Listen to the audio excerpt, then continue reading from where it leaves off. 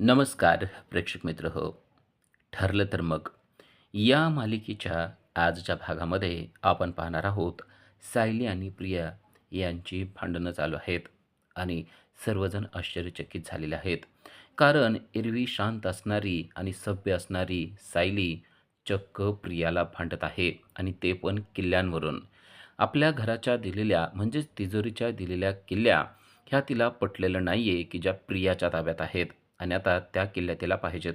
अर्जुन तिला समजावून सांगण्याचा प्रयत्न करतोय, "सायली, जाऊ दे, नको त्या किल्ल्या आपल्याला, राहू देत तिच्याकडं."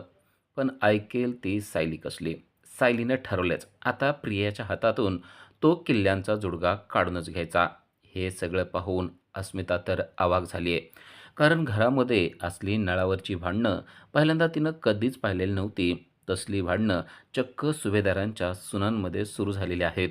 आणि त्याच वेळेस जेव्हा प्रिया किल्ल्यांचा जुडगा देत नाही हे सायलीच्या लक्षात येतं, तेव्हा तर चक्क सायलीने प्रियाचे केस धरून ओढायला सुरुवात केलेली आहे. आता प्रिया तर काही कमी पडणार आहे. प्रियाने देखील लगेच सायलीचे केस धरलेले आहेत आणि या दोघींची चक्क हाणामारी सुरू झालेली आहे. सर्वजण अवाक होऊन ते पाहत आहेत. आजपर्यंत या दोघी फक्त एकमेकींना बोलत होत्या, पण आता मात्र त्या भांडत आहेत. नुसत्या भांडत नव्हे तर केस ओढून मारामारी करत आहेत आणि या मारामारीत सायली जिंकलेली आहे. सायलीनं जुडगा काढून घेतलेला आहे आणि त्यामुळं प्रियाला रडू कोसळलेलं आहे. सायली म्हणते, "तुला वाटतं ना, या चाव्या माझ्याकडेच राहणार आहेत, जरी घरच्यांनी तुझ्याकडे दिल्या असल्या तरी. कारण तू या चाव्यांचं काय करणार आहेस ना, ते मला माहिती आहे." असं म्हणून सायलीनं तो चाव्यांचा जुडगा घेऊन ती आता तिच्या रूममध्ये चाललेली आहे. अर्जुन तर ते पाहतच राहतोय. अश्विनला देखील हा मोठा धक्काच आहे. आजपर्यंत त्याने सायलीचं स्वरूप बघितलेलं नव्हतं आणि तो देखील अवाक झालाय. पण त्याने त्याच्या बायकोची बाजू घेण्याचं मात्र सोडलेलं नाहीये. तो अर्जुनला म्हणतो, "जरा जा, जाऊन सांग तुझ्या बायकोला काहीतरी. ती कशी वागते बघ माझ्या बायकोशी." आणि अर्जुन देखील आता सायलीला समजावून सांगण्यासाठी रूममध्ये आलेला आहे आणि तो म्हणतो, "अहो, काय झाले तुम्हाला? असं का करताय?" तेव्हा तिनं धाडकन त्याच्यासमोर एक पाकीट धरते आणि म्हणते, "एक नव्हे, 3-3 केस मिळाले आपल्याला." तेव्हा अर्जुनला समजतं की सायलीने हे सगळं कशामुळं केलेलं आहे. सायलीने प्रियाचे केस ओढले आणि केस ओढायच्या वेळेस बरोबर त्यांना पाहिजे होते ते DNA सॅम्पल तिनं मिळवलेले आहेत आणि आता ते DNA सॅम्पल आपल्या कामाला येणार आहेत हे अर्जुनला समजलेलं आहे. अर्जुन म्हणतो, "मला वाटलंच होतं सायली. तुमचं हे दुसरं रूप आहे ना 2.0 ते खतरनाकच आहे. त्यामुळं तुम्ही असं काहीतरी करणार. पण आज जे केलं ना ते खूपच कमालच होतं. म्हणजे मला तर अविश्वसनीयच वाटत होतं." तेव्हा सायली सांगते, "आता आपल्याला कामच अविश्वसनीय करायचं आहे. त्यामुळं अशा गोष्टी करणं गरजेचंच आहे. आपलं एक महत्त्वाचं काम आता पार पडलेलं आहे. आता आपल्यापुढं 2 टार्गेट आहेत. एक प्रतिमा आत्या आहेत, त्यांच्या केसांचं म्हणजेच DNA सॅम्पल मिळवायचं आणि दुसरं म्हणजे मैनाचं." अर्जुन म्हणतो, "मैनाचं मिळवणं काही कठीण नाही आहे. पण प्रतिमा आत्यांचं सॅम्पल कसं मिळवायचं ते मात्र मला कळत नाही." इकडे हॉलमध्ये प्रियाचं अगदी रडारड सुरू झालेली आहे. माझ्याशी ती कसं वागते ना ते मलाच माहिती आहे. अहो, हॉस्टेलमध्ये आम्ही होतो ना तेव्हासुद्धा ती असंच करायची. मला मारायची आणि मोधोवांनी जर का माझी स्तुती केली ना मग तर झालं. तिचा पाराच चढायचा आणि ती माझी धुलाईच करायची.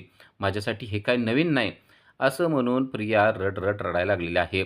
कल्पना तिच्याकडे पाहते आणि तिला समजावून सांगण्याचा प्रयत्न करते. पण प्रिया मात्र ऐकत नाहीये. तिनं चांगलाच सूर धरलेला आहे. आता इकडे सायली आणि अर्जुन यांना प्रतिमाचा फोन आलेला आहे.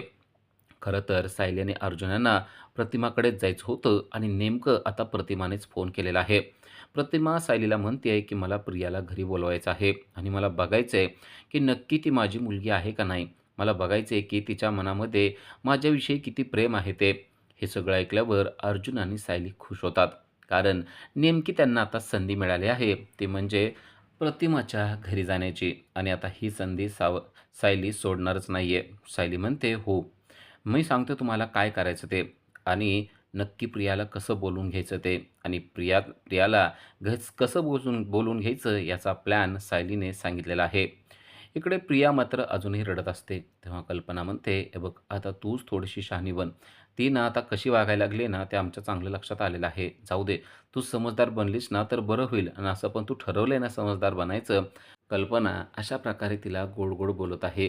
प्रिया पण म्हणते, "आता आपल्याला सर्वजण चांगले म्हणतायत तर आपण गोडच बोलूया." आणि ती म्हणते, "हो, मी ठरवलंय आता सर्वांशी चांगलंच वागायचं. जाऊ द्या." आता सर्वजण अश्विनला म्हणतात, "अश्विन तिला घेऊन जा बरं तुझ्या रूममध्ये." आणि जसा अश्विन तिला तिच्या रूममध्ये घेऊन जातो, तसं सर्वजण हसू लागतात आणि सर्वजण हसलेले पाहून अस्मिताला मात्र आश्चर्यचकित वाटतं.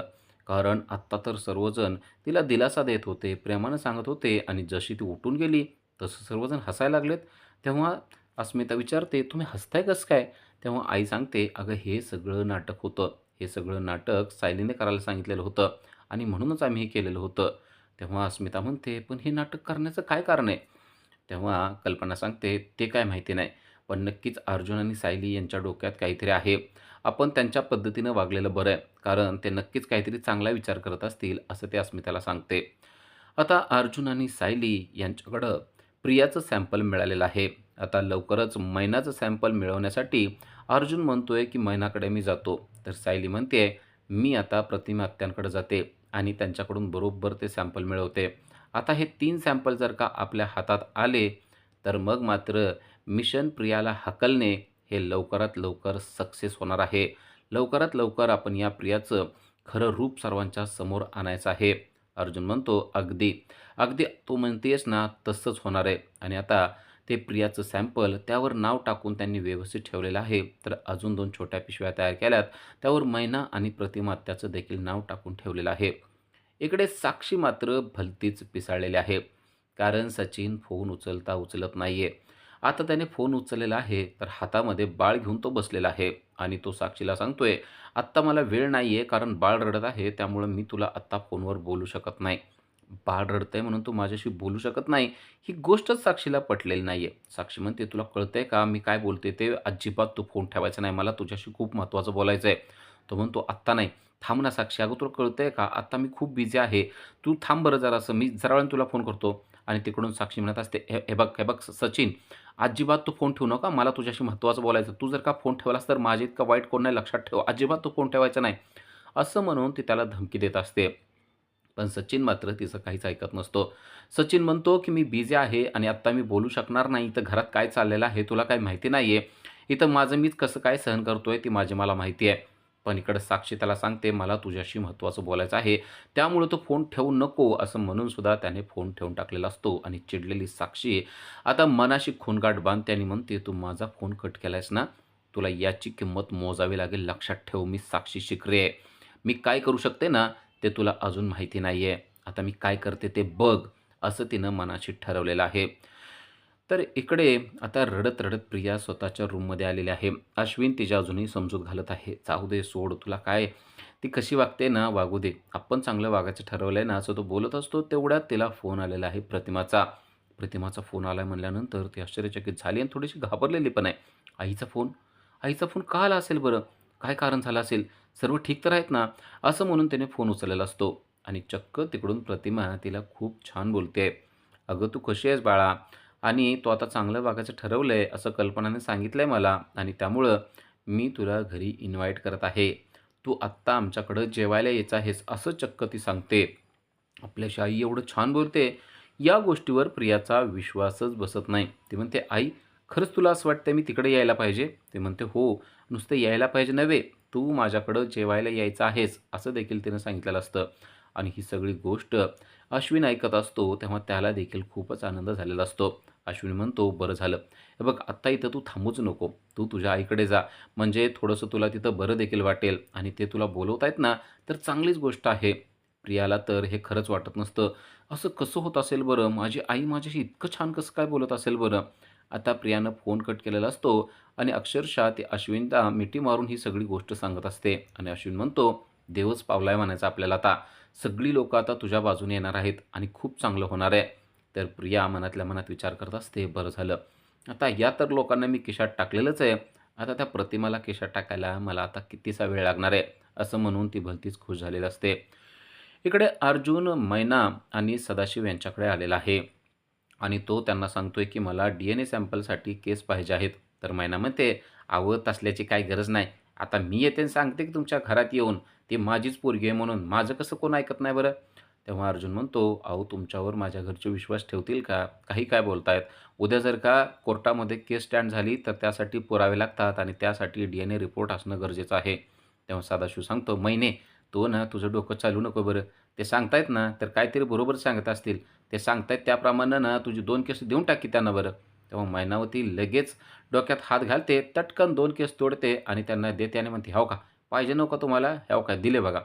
अर्जुनने ते 2 केस लगेच एका छोट्या प्लास्टिकच्या पिशवीमध्ये ठेवून टाकलेले असतात. आता मैनावतीचे देखील DNA सॅम्पल अर्जुनला मिळालेले आहेत. तर इकडे सचिनचा मात्र चेहरा पडलेला आहे.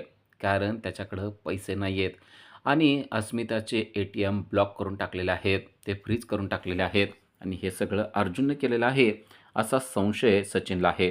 पण आता डायरेक्ट जर का अस्मिताला म्हणलं तर प्रॉब्लेम येईल. या अस्मिताला आपण वेड्यात काढलं पाहिजे आणि तिच्याकडून पैसे काढले पाहिजेत असा विचार त्याने केलेला आहे आणि तो अस्मिताला म्हणतोय, "खरंच अस्मिता, माझ्यामुळं देखील तुझ्यावर ही परिस्थिती आली ना? घरच्यांनी तुझे बँक अकाउंट फ्रीज करून टाकलेत असं मला वाटतं." ती म्हणते, "अहो घरचे कशाला असं करतील?" तो म्हणतो, "अगं करू शकतात ते. आता ना माझा पाय घसरला, मी वाईट झालो, त्यामुळे त्यांना असं वाटतं की मी तुझ्याजवळ राहायला नाही पाहिजे. पण आता खरं सांगू, मी तुझ्यावर आणि आपल्या बाळावर खूप प्रेम करतोय. आता त्यासाठी कोणतीही किंमत मोजायची माझी तयारी आहे. आता मी म्हणतो माझा पाय घसरलाय, मी वाईट आहे हे माहिती आहे. पण तू तू काय केलंयस? त्यांनी तुझ्याशी असं नाही वागायला पाहिजे होतं. जर त्यांना तुझं अकाउंट फ्रीज करायचं तर किमान तुझी परवानगी तरी काढायला पाहिजे होती. पण ते जे वागतायत ना, ते अतिशय चुकीचं वागतायत." असं म्हणून तो अस्मिताला स्वतःच्या बाजूने वळवण्याचा प्रयत्न करतोय आणि अस्मिता त्याच्या या गोड-गोड बोलण्याला फसत चाललेली आपल्याला पाहायला मिळते. अस्मिता म्हणते, म्हणजे त्यांनी तसं केलेलं नसेल असं मला वाटतंय, पण केलं असेल तर मग मला त्यांना ते विचारावं लागेल. कारण आपलं अकाउंट आपल्याला चालू ठेवणं गरजेचं आहे." आणि इकडं सचिन विचार करतोय, "म्हणजे माझ्या ॲक्टिंगचा काहीतरी परिणाम तुझ्यावर होतोय तर, म्हणजे लवकरात लवकर मला पैसे मिळणार आहेत असं मी समजतो." इकडे सुमन आणि प्रतिमा यांनी छानसं जेवण बनवलेलं आहे आणि प्रियाला ते जेवायला वाढतायत. प्रिया डायनिंग टेबलला बसते आणि पाहते तर काय बनवलंय? रोजचंच आहे. हे काय आहे? भात, वरण, चपाती वगैरे हे काय रोजचंच आहे ना? असं का बनवलंस गाई? असं ती म्हणते. खरं तर प्रतिमाला अपेक्षा असते की जेवण बघून ती खुश होईल, पण ती मात्र खुश झालेली नसते. आता खरं तर प्रतिमानं तिला परीक्षा घेण्यासाठी बोलवलंय हे प्रियाला माहिती नाही आणि प्रिया लगेच पहिल्या परीक्षेत नापास झालेली आहे. प्रिया म्हणते की मला हे जेवणच आवडलेलं नाही. काहीतरी छान असं इटालियन वगैरे तर बनवायचंच किंवा मागवायचंच तरी ना किंवा साऊथ इंडियन तरी मागवायचंच ना. तेव्हा सुमन म्हणते, "अगं असा अन्नाचा अपमान करू नये.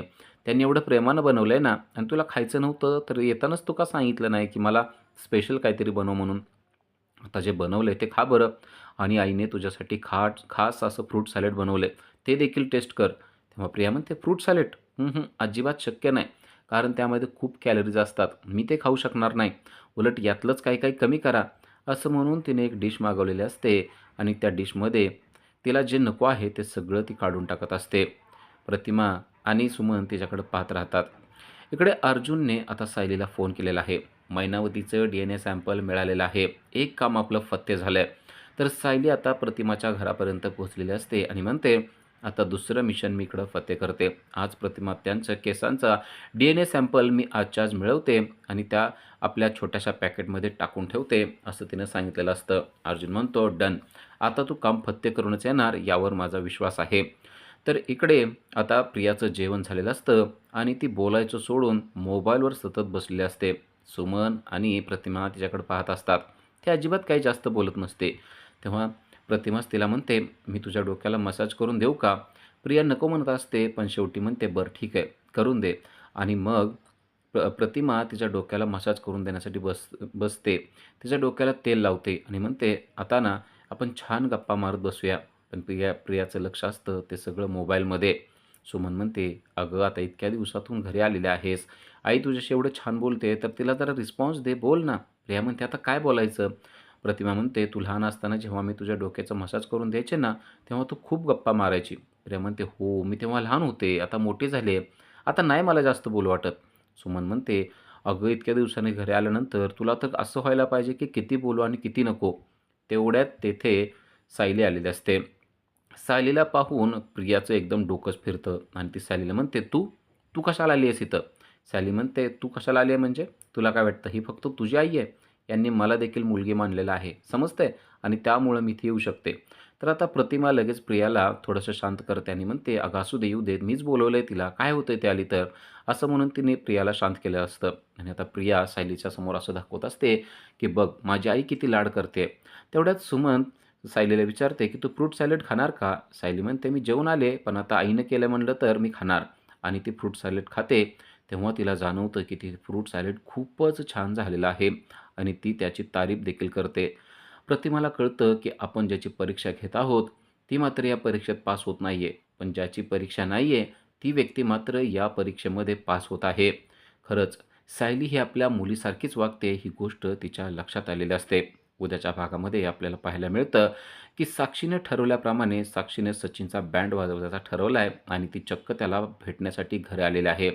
तिने एका भांडेवालीचं रूप घेतलेलं आहे. डोक्यावर भांड्याची पाटी घेऊन ती तिथे आलेली आहे आणि सचिन तिला पाहतो, तेव्हा त्याला आश्चर्याचा धक्काच बसतो. त्याला कळत नाही, की आता काय करावं ते. तर इकडे प्रतिमा बोलत आहे सायलीशी आणि म्हणत आहे, की "मला परीक्षा घ्यायची होती प्रियाची, ती तर या परीक्षेमध्ये नापास झाली आहे. पण मला तुझी परीक्षा घ्यायची नसून देखील तू मात्र या परीक्षेत पास झालेली आहे." पण तेवढ्याच वेळेत सायलीनं दुसरं मिशन फत्ते केलेलं आहे. तिनं प्रतिमाचं देखील DNA सॅम्पल काढून घेतलेलं आहे आणि ते एका छोट्या पॅकेटमध्ये ठेवलेलं आहे आणि ते पॅकेट पर्समध्ये ठेवत असते.